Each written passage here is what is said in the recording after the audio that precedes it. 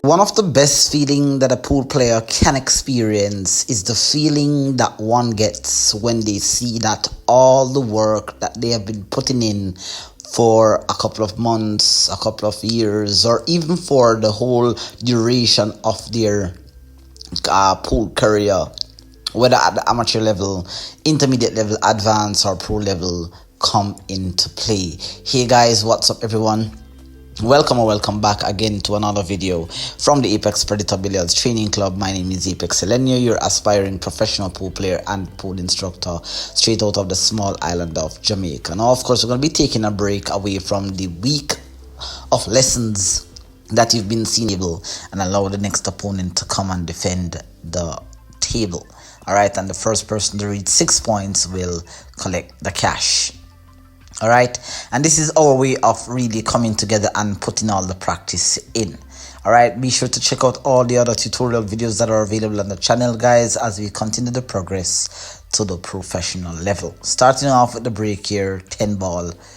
Nice break shot there, nice control on the cue ball. I'm not sure if you guys have heard in a couple of the racks. Well, at least you wouldn't have heard because I haven't posted those videos as yet, but I've been struggling with my 10 ball break for quite a bit. It's almost like I've been very stubborn. I've always been breaking from a little bit past the center of the table, and I've not been getting any justice on the break. But I've changed my break here, breaking from the side. I guess it's safe to say that every table has a sweet spot. The traditional break for a 10 ball is not usually from the side, but I get pretty good results. You know, I get a lot more control on my cue ball and I get better spread here. Now, for this particular rack though, after the break, I had it's a really tight cut shot. It can pass the 10, but I have to be very precise with the cut. And as you can see there, just nudging the 10 slightly and not making it through on that particular shot here. Opening up the table for Shane, which you guys have not seen on the channel in a while. But definitely come back. He's still a force to be reckoned with. Always good to play a rack of 10 ball. He's very calm, subtle player. Doesn't really hype himself up a lot. He's just very humble and, you know, always performing at his best when he's given the chance. All right, so pots the 2 here, comes around for the 3. Little bit of a tough position here, tough cut on the 3. Oh, he overcuts that shot there and brutally leaving the table open. And usually you don't really get back a shot on the table once the table is open and there's not much problems to solve. Usually you don't really get back a shot, and I'm assuming that you guys would have known this here, that once you're a professional player or a very good player, a good player can run this rack out. But throughout this match, you're gonna see a little bit of everything, a little bit of mental breakdown. Of course, I've been working on the mental side of my game. I've been working on the defensive part of my game.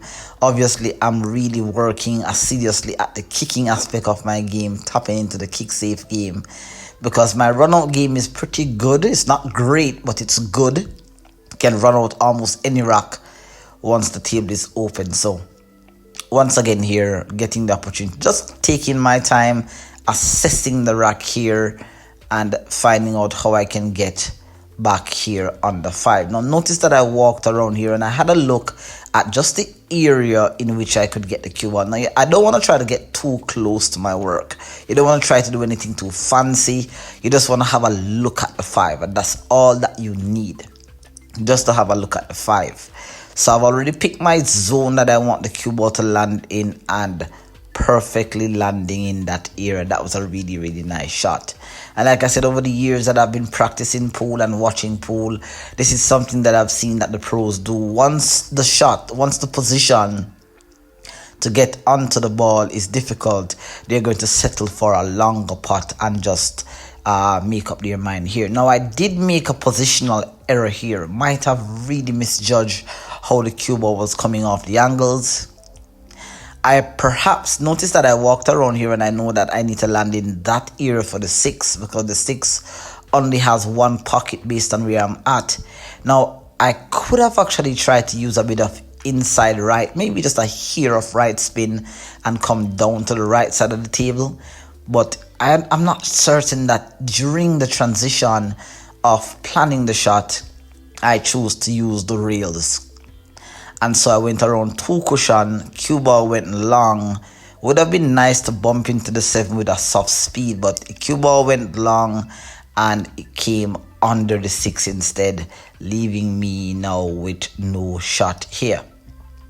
Once again, not taking too long, immediately saw the defensive shot, but here's the big mistake here.